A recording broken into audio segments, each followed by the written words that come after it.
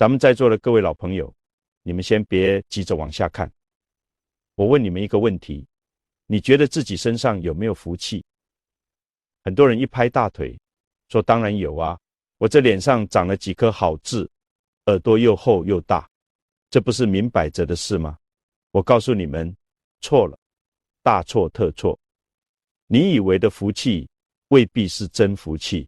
老祖宗有句话，你们一定要刻在骨头里，民志无好志，障者为上。什么叫障者为上？咱们身上的痣，说到底是气血和气机在表皮上的显化，明晃晃长在脸上，一眼就能看见的，往往带着红尘的是非和波折，反而是那些长在隐秘处，别人看不见，甚至你自己洗澡都不一定能注意到的地方，那才是真正的福根和底气。为什么？因为中华文化就讲一个字，藏。你看天地万物，种子要埋在地里才能发芽，人要懂得收敛才能长久。你有了钱财，有了智慧，有了福报，更要藏德行不够。福气露出来，风一吹就散了，还惹人嫉妒，最后变成灾祸。这就是厚德载物的道理。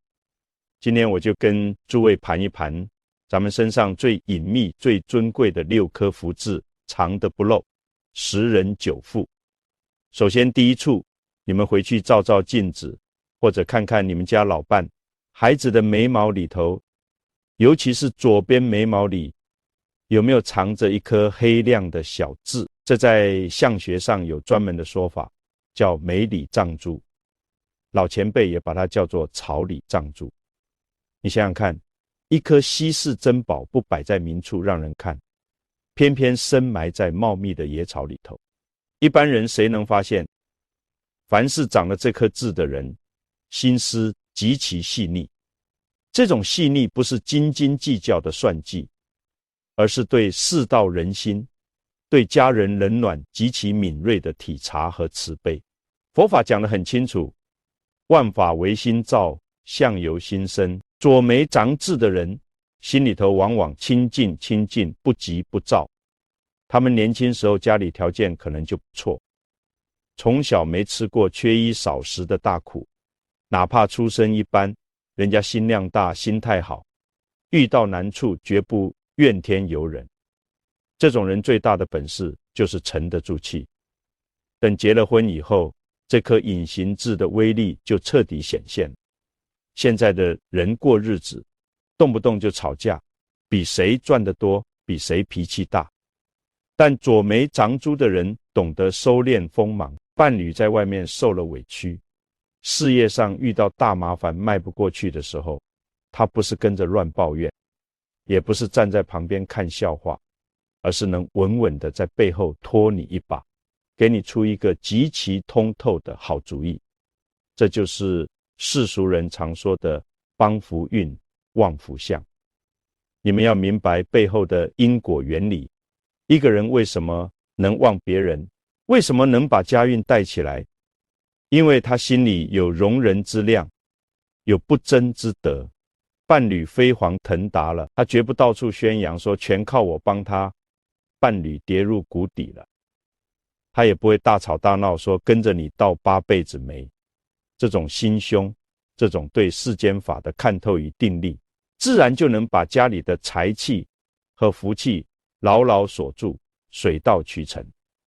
所以千万别小看眉毛里这一颗不起眼藏得极深的痣，它代表的不是天上掉下来的横财，而是一个人内敛的智慧，是不显山不漏水，细水长流的大福报。一个人有了这种心境，好运气自然就全跟着来了。可是除了眉毛里头这颗智慧珠，咱们身上还有一处极其隐秘、极其关键的藏福之地，那就是耳朵。你们回去可以仔细观察一下，看看自己耳朵背面或者耳垂内侧这些平时根本不惹眼的地方，有没有藏着一颗黑亮饱满的痣。这在老祖宗的相学里头是实打实的帮福运、大福报。为什么耳朵隐秘处的痣这么关键？道理很简单，咱们人长了2只眼睛，2只耳朵，却只有1张嘴，为的是什么？就是老天爷在提醒咱们要多看、多听、少说。耳朵是咱们接受外界契机、听取世间万象的门户。一个人能不能兜得住福气，很多时候就看这扇门把得严不严。你想想看，现在社会上多少人，不管是做买卖的还是单位里上班的，本来一手好牌，最后打得稀巴烂，病根往往就出在听不进好赖话，人在顺境里赚了点钱，升了个小职，尾巴立刻就翘到天上去了，只爱听阿谀奉承的话。这时候旁边要是有眼明心亮的贵人，或者家里伴侣劝他一句老头子，这笔投资风险太大，个人靠不住，咱们还是稳当点。他多半要翻脸，觉得你挡他财路，觉得你晦气。但是如果一个人的耳朵背面或者隐秘处藏着痣，这就代表他在命运的契机里保有一份极其难得的亲民，他能纳善言。你们要晓得，良药苦口，忠言逆耳，能听得进逆耳忠言的人，那都是有大善根、大福报的。别人当面批评你、指正你，甚至话很难听、很刺耳，他能在心里头过一道筛子，不急着跳脚发火，先把里头对的有用的东西吸收进来。这种人哪怕遇到天大的难关，也总能化险为夷，因为他能随时借用别人的智慧来保全自己。你身边要是结交了这样一个处事圆融、能听人劝的伴侣或者朋友，那简直就是老天爷赐给你的护身符，这就叫真正的旺夫旺家。我告诉你们，相学这门学问是完全相通的，皮肉上藏着的痣，跟骨骼深处藏着的骨相，那是天地契机在不同层面的显化，分量是一样重。说到底，全在证明一个障字，真正的福报绝对不是长在明面上让人天天盯着，全都是深埋在最不显眼的地方。我给你们讲个老祖宗的历史故事，大家静下心来仔细听，听懂了，你对隐形福报的理解就彻底通透了。宋代的时候，出了一位震古烁今的医学大宗师，叫陈抟老祖。这位老神仙的学问深不可测，看相摸骨更是铁口直断，从来没走过眼。有一回，陈抟老祖在路上碰见一个叫总放的年轻人。你们要知道，仲放当时穷成了什么样子，那真是一贫如洗，吃了上顿没下顿，穿着打满补丁的粗布衣，人也长得干巴瘦弱，表面上看根本没有一点点富贵气象。路过的那些走江湖的算命先生，看他一眼就直摇头，说这小伙子面相干枯，命中无财，这辈子注定是个受苦受穷的底层命。可是陈抟老祖走过去，没去端详他那张穷酸脸，而是绕到他背后，伸手往他后脑勺的深处摸了一把。就这么一摸，老神仙的眼睛亮了，立刻断定这年轻人将来必定大富大贵，前途不可限量。周围的人听了都哄堂大笑，说老神仙今天是不是看走眼了？这么个穷光蛋，连买块烧饼的钱都掏不出来，哪里来的大富大贵？陈抟老祖笑着摇摇头说，你们这些世俗之人，肉眼凡胎，只看得到他表面的穷酸相，却不知道他后脑深处藏着一块极品的玉枕骨。诸位，这块玉枕骨藏在哪里？就藏在后脑勺最隐秘的地方，平时被浓密的头发盖着，被皮肉严严实实包着。任凭一个人长得多好看，多富态，只要没有这种深藏不露的根基，福气就像无根的浮萍，风一吹就散了。而种放身上这块银骨，跟咱们今天讲的耳朵背后的隐形痣，那是异曲同工，完全是一个道理。那叫通天彻地的大格局。后来怎么样了呢？这个穷小子种放知道自己有大福报，但他根本没有到处去炫耀，也没有急功近利跑去钻银球关。他做了一个常人绝对做不到的决定，他跑到终南山里隐居去了。他不求名不求利，踏踏实实在深山老林里修身养性，做学问。这就叫真正的藏。他把自己的才华、自己的契机，像那颗隐形痣，像那块银骨一样，深深地藏在天地之间。果不其然，厚积薄发。到了宋真宗时期，他的学问和德行名震天下，朝廷3番5次派人进山去请他出山，他一跃成为朝廷重臣，不仅名利双收，而且他众家的后代子孙极其鼎盛，出了好几代镇守边关的盖世名将。咱们熟悉的《水浒传》里提到的小种经略相公，那就是种放的亲生后人。佛法讲得很清楚，万法皆空，因果不空。这皮肉上的隐形痣，骨骼里的暗骨，全都是你过去生甚至你祖上积淀下来的阴德，在这个肉身上的显化。很多人总抱怨说，我怎么总是发不了财，我怎么总是遇不到贵人。你们去看看社会上那些稍微赚点小钱的人，马上就飘起来了，买豪车，穿金戴银，恨不得拿个大喇叭满世界喊我发财了。这就叫福气外露。福报一旦全露在外面，老天爷就要来收了。各种倒霉事、骗子、小人，全都会闻着味儿找上门来，因为德不配位。反过来，你看那些真正有大福报、能够福泽子孙的人，他们往往就像耳朵背面的痣一样，把自己的锋芒、财富和德行藏得严严实实。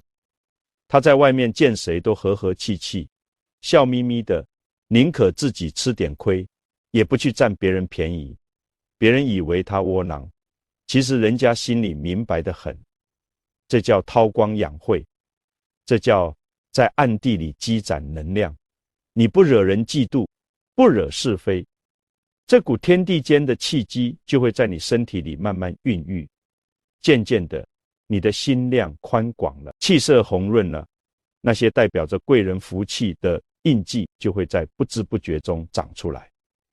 这不仅是改变了外在的面相，更是彻底扭转了你整个家族的命运轨迹。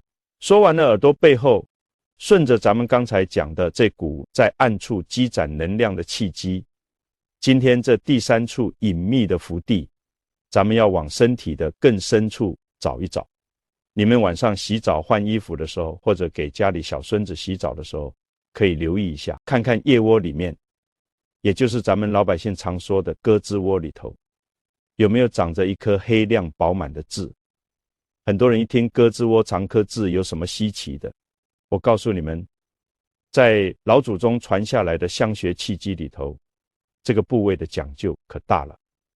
腋窝这个地方，两边连着咱们的心肺，平常胳膊一夹，严严实实，风吹不到，雨淋不着，是最能藏风聚气的地方。所以香学里给腋窝起了个极其贵气的名字，叫做金匮。什么叫金匮？古代人装金银珠宝，装最机密文书的那个用铜铁打造，拿大锁锁起来的保险柜，就叫金匮。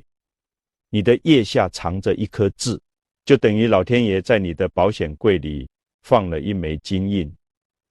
凡是这个地方长痣的人，你们去观察他的性格，10个里面有9个是极其温顺，极富同情心。你想想看，为什么金匮藏宝的人性格反而温顺呢？这个道理很简单，天天地间的规律就是这样。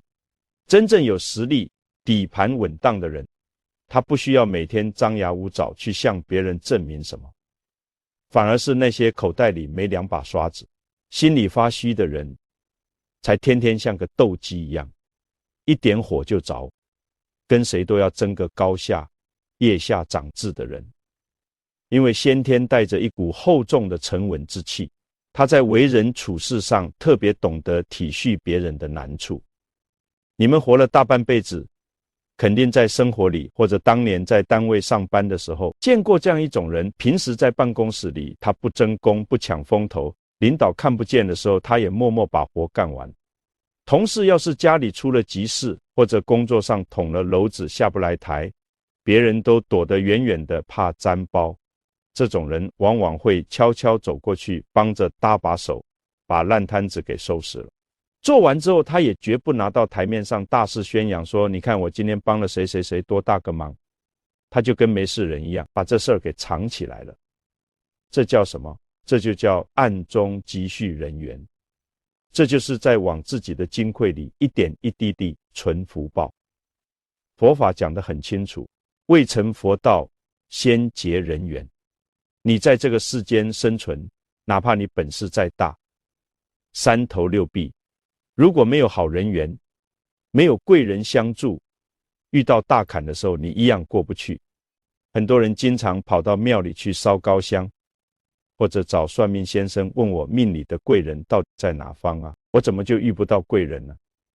你们要晓得，贵人不是天上掉下来砸你脑袋上，贵人是你自己用平常的善心，用那种设身处地为别人着想的同情心，一点点感召来的。你看那个腋下长痣的人，平时看着软弱可欺，吃了不少闷亏，但是你看着吧，真到了关键时刻，比如单位里要裁员了，或者事业上遇到了资金链断裂的生死关头，总会有那么几个意想不到的人突然站出来死死保他，或者拿钱出来顶他。为什么？因为人家心里有一本账，人家想起了当年最困难的时候，是他悄悄伸了一把手，这些被他帮助过的人，在这个时候全变成了他命里的贵人。这根本不是什么神秘莫测的玄学运势，这就是世道人心的因果回馈。所以腋下藏痣的人，他的财运和福报往往有一个极其明显的特征，那就是晚年大富。早年中年的时候，他可能挣钱不多，因为他不爱去跟人拼抢那些带血的筹码，他的精力都用在结善缘、打基础上头了。可是等到了中年以后，他年轻时往金库里存进去的那些善念，那些人情的因果，全到了连本带利发芽结果的时候，这时候他的财运呢，是挡都挡不住，干什么都顺，而且全是那种平平安安，没有后遗症的正财。你们今天听明白了，这回去教导儿女，就不要总是教他们在外面别吃亏，凡事要争个输赢，你那是在教他们漏福。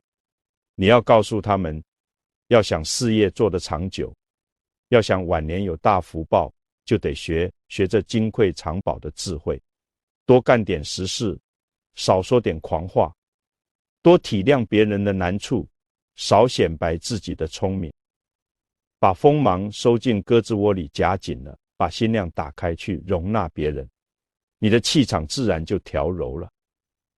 只要你这股气场调柔了，哪怕你原本胳肢窝里没有这颗痣，这股聚集起来的祥和之气也会随着经络气血的运行，在你的隐秘之处结出一个福德的印记。痣是可以随着心念改的，你今天种下了体恤他人的因，明天接触的就是贵人扶持的果。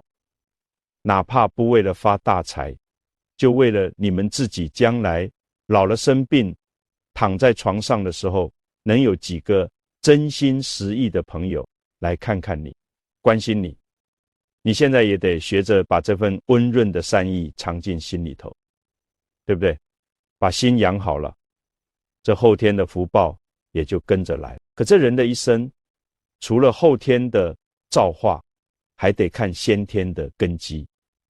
所以现在我要跟诸位讲的这第4处隐秘福地，那可是跟咱们的先天命脉紧紧牵连在一起的。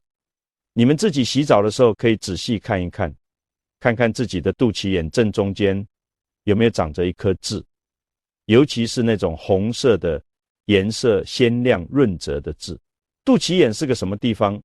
你们要晓得，那可不是身上随便长的一个窟窿眼儿。在老祖宗传下来的相学和中医气机里头，这地方叫做先天之枢。你想想看，人还在娘胎里的时候是靠什么活着？就是靠着这根脐带连着母亲的血脉，吸收天地间的先天元气。这个地方要是藏着一颗红艳艳的痣，那是极其罕见、极其珍贵。我告诉你们，凡是肚脐眼正中长了红痣的女性，那都是带有天大福报的。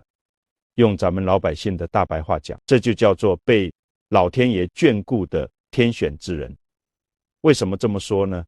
道理很简单，这种极深之处的福报，往往不是他自己这辈子拼死拼活、争强好胜抢来的，而是他承接了祖祖辈辈积淀下来的阴德，祖上积的善，化作了一股纯正的先天极气，全聚在他的生命枢纽上了。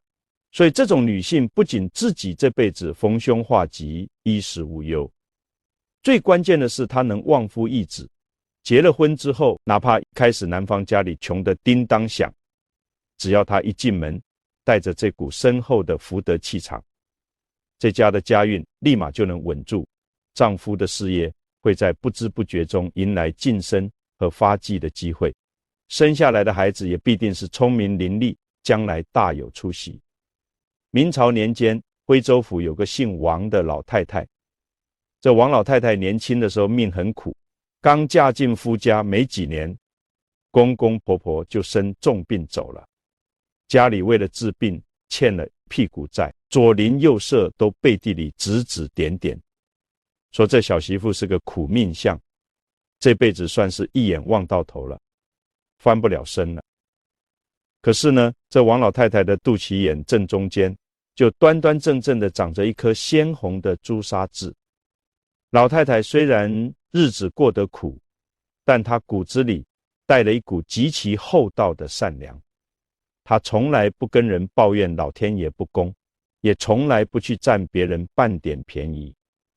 有一年冬天，徽州地界闹了饥荒，大雪封山，很多逃荒的难民就躲在他们村口的破庙里，冻饿交加，天天都有人饿死。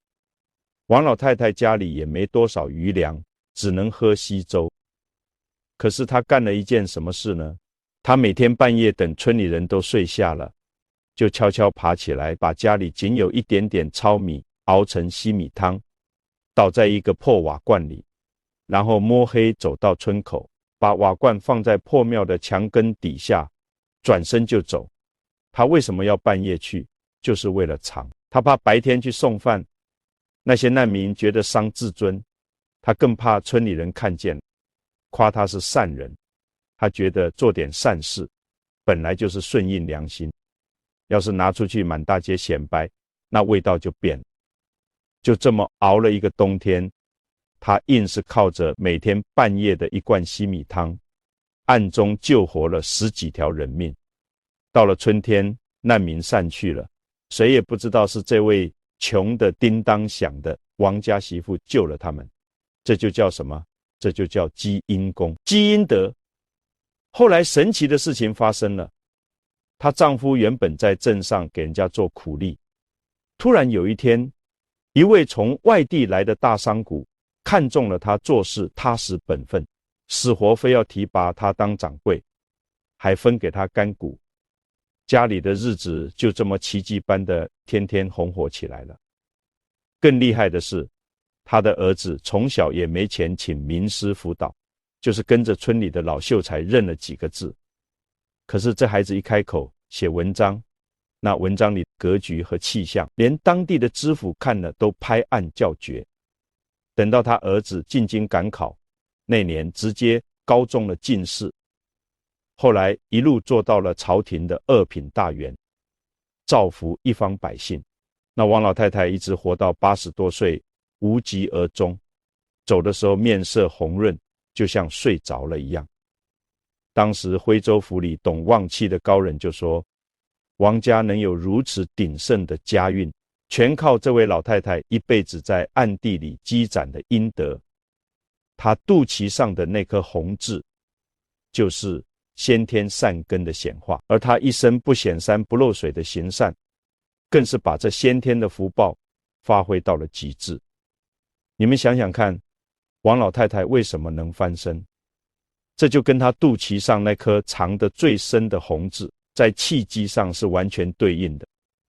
凡是身上有这种隐形福报的人，往往都具备一种共同的品质，那就是能藏。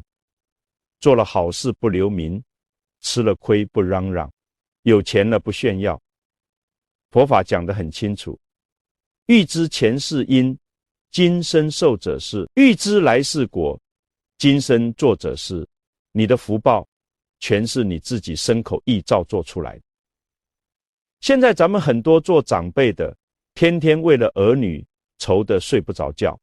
哎呀，儿子还没买房啊，女儿还没嫁人啊，孙子学习成绩不好啊，天天去求爷爷告奶奶，甚至跑到庙里去磕头塞钱，恨不得让菩萨直接保佑自己家发大财。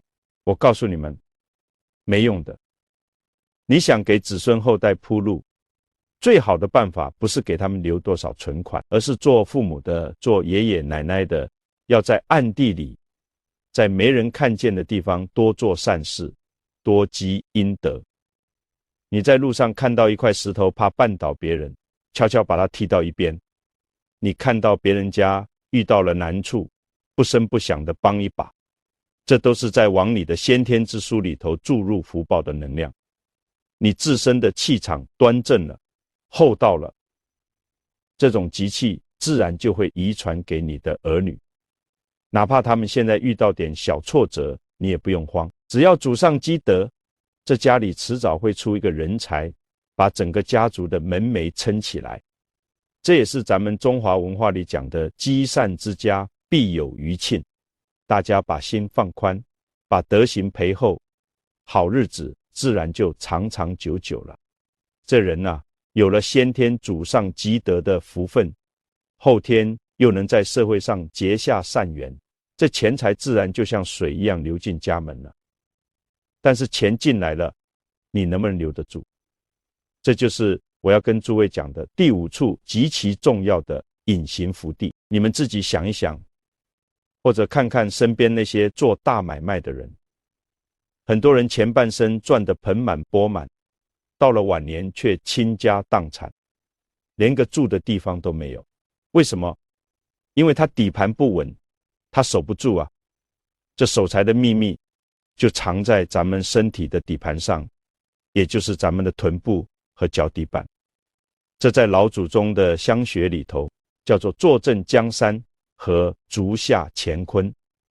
咱们先说这臀部，大家不要觉得提这个部位不好意思。老一辈人相媳妇常说这姑娘屁股大好生养，有福气。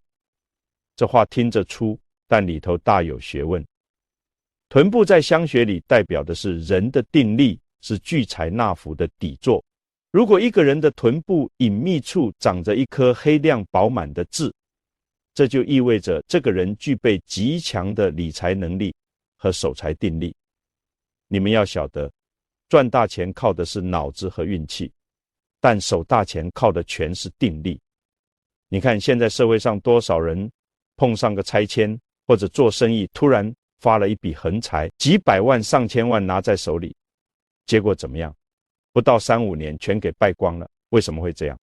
道理很简单，因为他心浮气躁，他那财富的底盘太薄了，根本坐不住。一旦有钱，那心里头就像长了草一样，天天想着怎么去挥霍，怎么去显摆。可是臀部长有痣的人，老天爷赋予了他一种极其沉稳的心性，钱交到他手里，他不管这笔钱有多大，都能稳如泰山的坐在那里。他不会因为今天进账了100万就高兴的找不着，也不会因为明天亏了10万就急得跳脚。他懂得细水长流，懂得把钱财打理得井井有条，不仅能保住自己这一家子的富贵，甚至能把这笔财富稳稳当当地传给下一代。这就是咱们中华文化里常讲的厚德载物。你没有那个厚重的底盘，哪里承载得了那么多的财物？除了臀部这个大底盘，咱们再往下看，看到咱们双脚的脚底板，这脚底板上的字，那就更不得了了。这是相学里极其尊贵的将相之命。俗话说脚踏七星，能管千兵，讲的就是脚底板上如果长了黑字，这个人往往具备统领全局的帅才，在事业上有着极其旺盛的运势。但是诸位千万要记住，福报越大，反噬的力量也越可怕。如果你光有脚底下的吉相，却没有厚德载物的本分，这天大的福气立刻就会变成催命的毒药。我给你们讲一段唐朝的真实历史故事，你们听完就彻底明白这脚底板下的因果契机了。唐玄宗那个时候，幽州有一位威震边关的节度使，叫张守珪。这可是一位了不得的大将军，手握重兵，权倾一方。有一天，张守珪在军营里洗脚，伺候他洗脚的是个极其壮实，看着傻乎乎的年轻小兵。张守珪低头看着自己的脚底板，那里清清楚楚地长着一颗黑亮的大痣。张守珪平时就极其自负，他指着自己脚底的痣对那个小兵炫耀说，你看，我能坐上这么大的官，手下管着10万兵马，全靠我脚底板这颗痣。相书上说过，这是大富大贵、封侯拜相的吉兆，你这辈子是见不着咯。结果那个在地上给他搓脚的小兵抬起头来，憨厚地笑了笑，说了一句让张守珪目瞪口呆的话。那小兵说，大帅，您脚底板长了一颗痣就当了这么大的官，那我这双脚的脚底板全长满了黑痣，而且2只脚加起来好几颗，那我将来能当多大的官呢？张守珪一听，倒吸了一口凉气，赶紧让那小兵把鞋袜脱了一看，果不其然，那小兵的双脚脚底密密麻麻长着好几颗极其显眼的黑痣。张守珪当时就知道，这小兵将来的造化绝对在自己之上。这人的野心和气数简直是要翻天覆地啊！告诉你们，这个当年给张守珪洗脚的小兵是谁？他就是后来发动安史之乱，差一点把整个大唐江山给掀翻的安禄山。安禄山脚底下长着那么多的痣，是不是大福报？确实是。他后来一路高升，被唐玄宗收为义子，一人兼任3大重镇的节度使，手握天下兵权，可以说是富贵到了极点。可是结果呢，他不知收敛，野心极度膨胀，起兵造反，弄得天下生灵涂炭，生生害死了几千万人。最后他自己落了个什么下场？被自己的亲生儿子和贴身太监用刀子活活捅死在床上，连个收尸的人都没有，死得极其凄惨。佛法讲得很清楚，一切唯心造，万法皆空，因果空。安禄山脚底下虽然踩着顶天的运势，但他骨子里没有那份底盘的定力，没有感恩的心，更没有慈悲的德行。他把老天爷给他的福气全变成了无底洞一样的贪欲和杀戮。这种契机一旦彻底失去控制，就不再是旺夫旺家的福至，而是变成了引爆他整个家族和生命的炸药。所以你们今天听我讲隐形福至，千万不要像那些没开悟的人一样，一听说哪里长痣能发财，就高兴的睡不着觉。你以为发大财是什么好事吗？没有那个德行去压住它，钱就是惹祸的根苗。你想想看，一个普通老百姓，平时一个月赚几千块钱，日子过得平平安安，虽然不富裕，但全家老小没灾没病，这就已经是老天爷给的最大面子了。要是突然有一天天上掉下来几千万砸在你家头上，你问问自己，你和你家那个儿子、那个德行、那个定力受得住这几千万的冲击吗？要是受不住，这笔钱买来的就是吃喝嫖赌，兄弟反目，家庭破裂，最后人财两空。真正能守得住财的人，就像那臀部紧贴着板凳，稳如泰山的人，也像那脚底板长了痣，却始终低头走路，不显山不漏水的人。他赚了钱，马上拿去布施，拿去帮助那些看不起病、上不起学的穷苦人，或者拿去修桥补路。他把这明面上的财富悄悄转化成了天地间看不见的因功。钱财虽然从他账上划走了，但福德却深深地刻在了他生命的底盘上。这才是最高明的账，这才是谁也抢不走，连阎王爷看了都得给你让路的大定力。一个人要是真心修出了这种连阎王爷都敬重的定力，他的心胸必定是彻底打开。咱们身上这第六处，也就是最后一处隐秘的福字，就长在这个体现心胸的地方锁骨上。大家平时穿衣服，锁骨这个位置往往是半遮半掩的。要是这上面，尤其是靠近凹陷的隐秘处长了一颗痣，那在相学里代表的极佳的个人修养和通达的运势。你们要晓得，锁骨连着咱们的脖颈和胸腔，这是一个承上启下、舒展气机的地方。凡是锁骨上常有痣的人，性格大多非常豁达，为人处事心胸开阔，遇到天大的麻烦事，别人愁得整宿整宿睡不着觉，饭也吃不下，他却能很快看开。这种人脑子活泛，不爱钻牛角尖，做事有自己独到的一套方法，而且极少会做出那种冲动绝情的错误决定。你想想看，一个整天笑眯眯，肚子里能撑船，遇到利益纠纷宁可退一步也不去跟人撕破脸的人，他身上的气场得多招人喜欢。所以这种人的桃花运，也就是咱们说的人际善缘，往往极其旺盛。无论走到哪里，不管是亲戚朋友还是单位里的同事，都愿意跟他亲近。这股和气一旦汇聚起来，做起事来自然是左右逢源，顺水如意，钱财也就顺理成章地跟着来了。讲到这里，咱们把这6颗隐形福字，从眉毛、耳朵、胳肢窝，一路讲到肚脐眼、臀部、脚底和锁骨，算是全盘点清楚了。但是我知道，现在肯定有很多人一边听一边在心里犯嘀咕，哎呀，我都仔细检查过了，我这身上干干净净，这6个隐秘的地方连个黑点都没有，更别说红痣了。难道我这辈子就是个没福气的苦命人吗？我告诉你们，你要是这么想，那就大错特错，彻底把老祖宗的学问给看扁了。这皮肉上有没有长痣，那只是因果显化在表面的点皮毛。就算你身上全长满了吉痣，如果你懂得如何去保养这股气机，这些痣也会变成死痣、恶痣。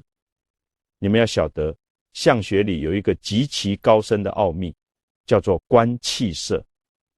痣好不好，光看长在哪里，最关键的是看这颗痣周围的颜色。一颗真正能带来大福报的痣，它周围会浮现出一层淡淡的红润透亮的光泽，这就叫有生气。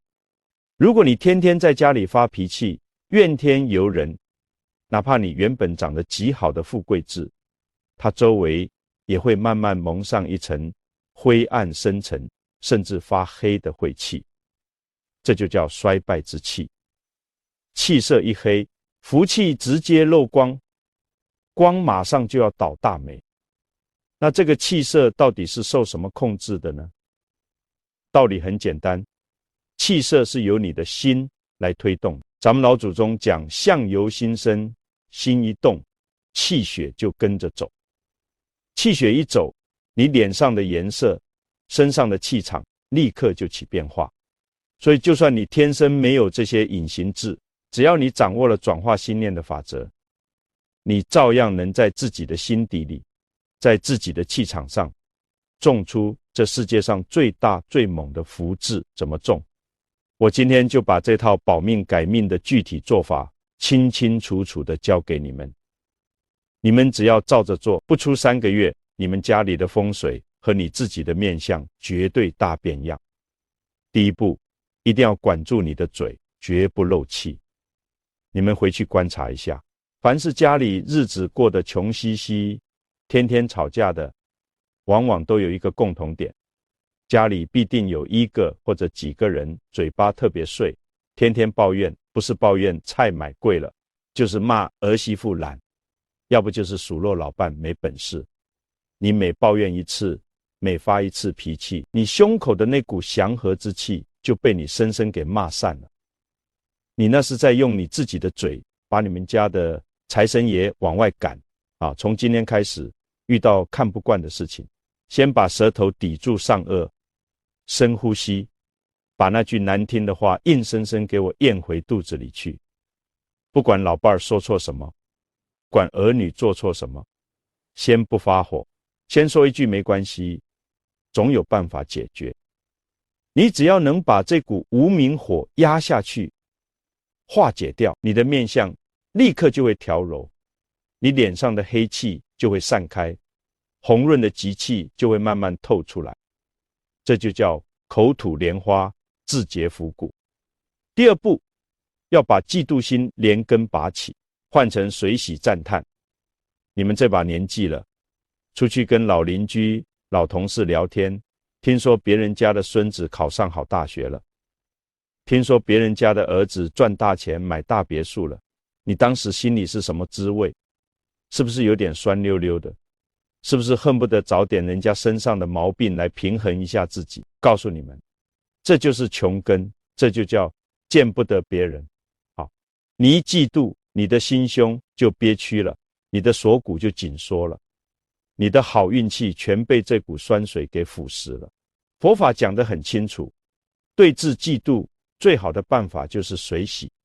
下次再听到别人家有大喜事，发了大财，你一定要打心眼里替人家高兴，马上笑着对人家说，哎呀，太恭喜你了，你们家祖上真是积德啊，真替你高兴，你真心实意的祝福别人，你就是在接纳这股富贵吉祥的气场。天长日久，别人的好运就会感召到你的身上来，你的心胸彻底打开了，这不就是修出了锁骨上的通达之气吗？第三步，也就是最核心的一步，那就是在暗地里积阴德，落实那个藏字。咱们前面讲了那么多，全是在说藏得越深，福报越大。怎么藏？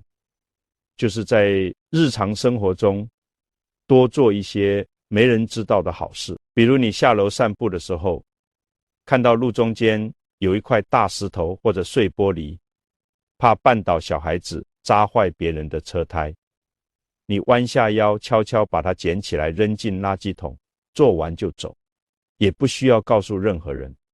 再比如买菜的时候，看到那种大冷天还在摆摊的穷苦老头老太太，你买他一把葱，不用去死命的砍那1毛2毛钱，痛痛快快把钱给他，甚至多给一点，说不用找了。这些事小不小？太小了，小到连提都不值一提。但是只要你不去到处宣扬，这份善念就会化作极其强悍的阴功，一丝一缕的汇聚到你的肚脐里，你的胳肢窝里，你的脚底板上，你虽然看不见，但在天地鬼神的眼里，你身上早就布满了金光闪闪的福字。只要你坚持这么去转念，去行善，你的五脏六腑就会越来越调和，你的眼神就会越来越亮。到那时候，有没有那些天生的黑痣？红痣还重要吗？你这个人本身就已经成了一个行走的巨大福库，走到哪里就把好运和吉祥带到哪里，这才是咱们中华文化里真正的改命大智慧。好了，今天这堂课咱们洋洋洒洒讲了这么多，我知道作为年纪大了，有时候听完转头就容易忘记。老头子今天最后再跟你们唠叨一遍，这几件事打死别再做了。第一件就是显摆，不管你是发了点小财，还是儿孙考上了好学校，或者家里刚买了套大房子，马上给我憋住，紧紧的藏起来，一显摆，你的福气就漏了，别人的嫉妒心一上来，灾祸就跟着来了。第二件绝对不能做的事就是抱怨，咱们那张嘴就是整个家庭的风水门。你天天骂街，天天数落老伴没本事，骂儿媳妇不懂事，那就是在用最毒的气机把你们家的财神爷往外赶。你看看那些长着所谓金匮痣、眉里藏珠的好命人，哪个不是平时和和气气，能听得进逆耳忠言的？那咱们普通人没长这些隐形痣，到底该怎么做？这几个救命招，你们一定要记住。不管你身上有没有那6颗隐形的福痣，从今天起，遇到看不惯的，先把难听话咽下去，化成一句和气的话。看到别人家有喜事，马上真心实意的去恭喜人家，把心里的那点酸溜溜的嫉妒心换成随喜赞叹。最关键的一条，躲在暗地里，在没人看见的地方做点好事，不管是多小路上的玻璃碴子悄悄捡一捡，买菜的时候别去跟那些在冷风里摆摊的穷苦人为了几毛钱争得面红耳赤。你只要照着这么做，你的心胸自然就打开了，你那个承载财富的底盘就彻底稳固了。这叫实打实地在积阴功啊！这个道理很简单，世间上最好的风水根本不在那些名山大川里，也不在皮肉上长个什么斑点上，最好的风水其实就是你们自己的这颗人心。你想要彻底改命，不用去到处求爷爷告奶奶的算命，你只要改了你的起心动念，改了你的日常行为，也就是改了你的因，那个吉祥富贵的果自然就在前头等着你。佛法讲得很清楚，法布施的功德是极其巨大的。什么是法布施？就是把正能量，把老祖宗留下来的善知识传播出去。你们今天听明白了，心里豁亮了，不要自己一个人捂在被窝里偷着乐。你把今天老头子讲的这番话，把这个视频转发给你们的亲戚朋友，发到你们的相亲相爱一家人那个群里头。你以为你只是动动手指凑个热闹吗？绝对不是的。你想想看，也许你的某位老姐妹最近正因为家里赚了点钱而在外面瞎显摆，马上就要惹火烧身了。也许你的哪个老哥们正天天在家里发脾气，马上就要把家运给骂断了。你今天把这个善知识转给他看，他要是听进去了，突然醒悟了，收敛了，这等于是你暗中救了他一家子的命，护住了他一家子的运啊！这就叫赠人玫瑰，手有余香。你这一句好心的提醒，让他少造了一场业，少走了一条弯路，少败了一次家运。这就是你在往自己的先天之书里头，往自己的金匮里头积攒无量的福气和阴德。老天爷看着呢，能不保佑你吗？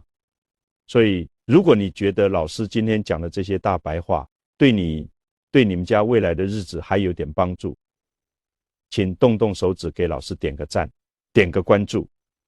你今天的每一次点赞每一次转发，全是在为自己和子孙后代积福。最后，老头子还要教你们一招极其厉害的聚福之法。咱们常说文字是有力量的，念头是有能量的。今天哪怕咱们隔着屏幕散落在天南海北，但千万人的善念只要在同一刻汇聚在一起形成的那个正向能量场的威力，那是极其不可思议的。我希望诸位听完之后，都在评论区里留下一句善言。